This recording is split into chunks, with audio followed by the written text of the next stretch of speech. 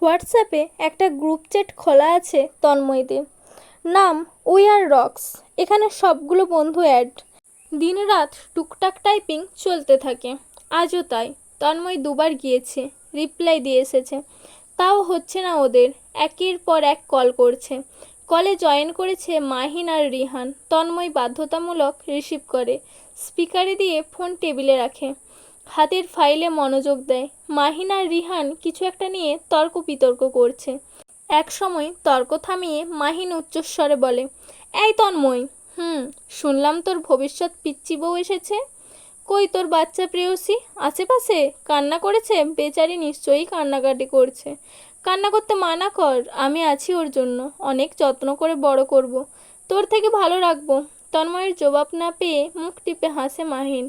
রিহান হেসে বলে, বাচ্চা প্রেয়সী কই আর থাকবে, তন্ময়ের কোলে বসে ফিডার খায়, এর জন্য ডিরেক্ট কোলে বসে। তন্ময় ধীরে সুস্থে স্পিকার সরিয়ে ফেলে।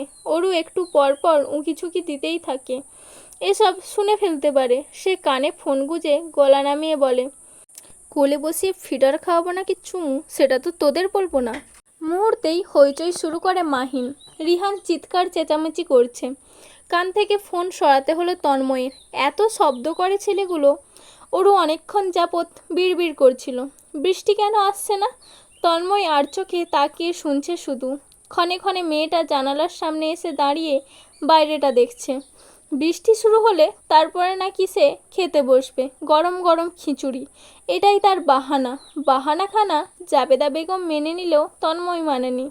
ধমক দিয়েছে, সেই ধমকে কাজ হয়নি। উল্টে মুখ গোমড়া করে চুপসে আছে। কিছুক্ষণের মধ্যেই আকস্মিক এক ঝাঁক বৃষ্টি নামলো। প্রবল বৃষ্টির শব্দ ভেসে আসছে। বাতাসের প্রলয়ের সঙ্গে লেপটেছে সেই বৃষ্টির জল, ছুটে আসছে জানালা দিয়ে। অরু সেদিকে ছুটে গিয়ে দাঁড়াতেই ফোঁটা ফোঁটা জল স্পর্শ করছে তাকে। মুখশ্রীতে এসে পড়ছে ফোঁটা ফোঁটা বৃষ্টি। বাইরে তখন আঁধার, গুমোট আবহাওয়া আঁধারের পরিমাণ বাড়িয়ে তুলেছে। রাস্তার হলদেটে বাতির আলো বৃষ্টির সৌন্দর্য বাড়িয়ে তুলল কয়েক গুণে। তন্ময় বই বন্ধ করে উঠে দাঁড়িয়েছে। দৃষ্টি এদিক ওদিক দুলিয়ে সেই অরুতে গিয়েই ঠিকল। অরুর ওড়নাটা দুলছে। কেন এত সিনেমাটিক হওয়ার কারণ কি? আবার আবার চুলগুলোও তো হেলে দুলে দুলছে। অবাধ্য চুল। তন্ময়ের ইচ্ছে করলো অবাধ্য চুলগুলো হাত বাড়িয়ে কানের পেছনে গুঁজে দিতে। সে হিপনোটিস হয়েছে যেন। এমন ভঙ্গিতে এক পা দু পা এগিয়ে গেল। অরুর পেছনে দাঁড়ালো, কিন্তু হাত বাড়ানোর সাহস করল না। লম্বাটে সে দৃষ্টি নিচু করে অরুর মুগ্ধ দৃষ্টি দেখতে পারছে।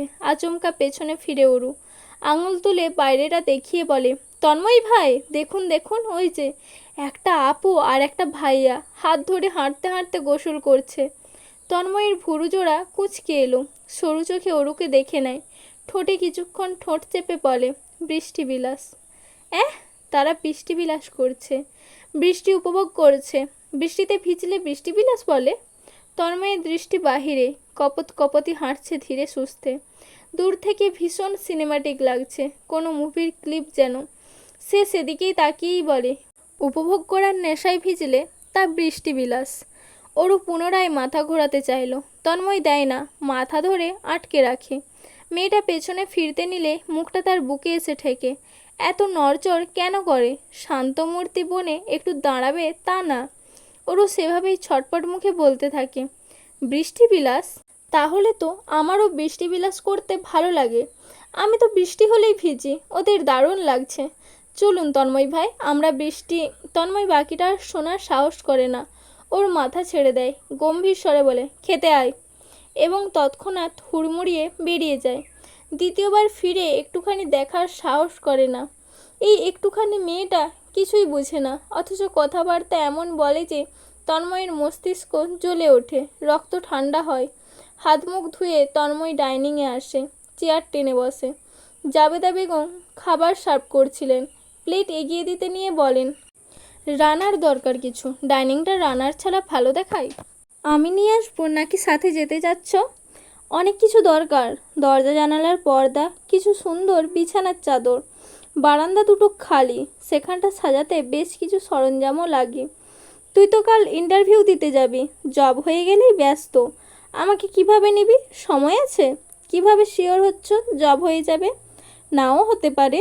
জাবেদা বেগম পাশেই ছিলেন, খিচুড়ি বেড়ে দিচ্ছিলেন। তন্ময়ের প্রশ্ন শুনে চটপট ছেলের মাথার উপর অর্থাৎ চুলের মধ্যখানে একটা চুমু দিয়ে বসেন। হেসে হেসে বলেন, আমার ছেলে সব দিক দিয়েই পারফেক্ট। জব না হয়ে উপায় আছে? মা, এসব জব পারফেক্টনেস দিয়ে হয় না, তুমি নিশ্চয়ই জানো। বললেই হলো, যে কোনো কিছু হাসিল করতে পারফেকশনিস্ট হতে হয়। আর তুই তাই। গরম গরম খিচুড়ি থেকে ধোঁয়া উঠছে, ঘ্রাণে মম করছে চারিপাশ। তন্ময় লম্বা ঘ্রাণ নিল।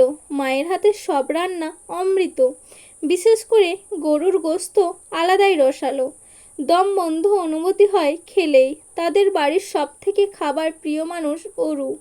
খাওয়া দাওয়া খুব উপভোগ করে আর দারুণ প্রশংসাও করতে জানে। অরুর কথা মস্তিষ্কে আসতেই মাথা তুলে তাকায়। মেয়েটা এখনও জানালার সামনে দাঁড়িয়ে। জাবেদা বেগম আরেকটি প্লেটে অরুর খাবার বাড়ছিলেন। এর মধ্যে চেঁচিয়ে ডাকেন, কোনো জবাব আসে না। খাবার পেড়ে নিজেই এগিয়ে যেতে নেন। পূর্বেই অরু এক দৌড়ে আসে, হুড়মুড়িয়ে তন্ময়ের সম্মুখীন চেয়ারে এসে বসে। পিটপিট করে বেশ কয়েকবার ইতোমধ্যে তাকিয়েছে তন্ময়ের পানে। তন্ময় দেখেও দেখল না, খেতে ব্যস্ত, মনোযোগ সহ। অরু খেতে খেতে পা দুলায়। দুবার ওর পায়ে গিয়ে ঠিকলো তন্ময়ের লম্বা পায়ে। দুবারই বিড়বিড় করে সরি বলেছে সে, অথচ তৃতীয়বারও একই কাণ্ড ঘটল এবং পুনরায় বিড়বিড় করে সরি জানালো। তন্ময় এবার চোখ তুলে তাকায়। সঙ্গে সঙ্গে অরুর পা নাচানাচি থামে। সে চুপচাপ খেতে থাকে। টুকটাক কথাবার্তা বললেও পা জোড়া আর নাড়াচাড়া করে না। সকাল 9:35-এ তন্ময়ের জব ইন্টারভিউ। খুব বড় লিমিটেড কোম্পানি, আর সে ইন্টারভিউ দিচ্ছেও খুব ভালো পদে। বিশেষ প্রস্তুতি দরকার। এখন সে নিচ্ছেও মনোযোগ সহ। শুধু মাঝে মধ্যে অরু চলে আসছে মস্তিষ্কে। আশেপাশে আছে বলেই একটু বেশিই আসছে। বৃষ্টি থেমেছে গভীর রাতে। ঠান্ডা আবহাওয়া। জানালা খোলা, বাতাস আসছে। অ্যালার্ম ঘড়িটা বেজে ওঠে। 6টায় দেওয়া ছিল। তন্ময় বাঁ হাতের ঘড়িটা বন্ধ করে বিছানায় হেডবোর্ডে পিঠ ঠেকিয়ে উঠে বসে।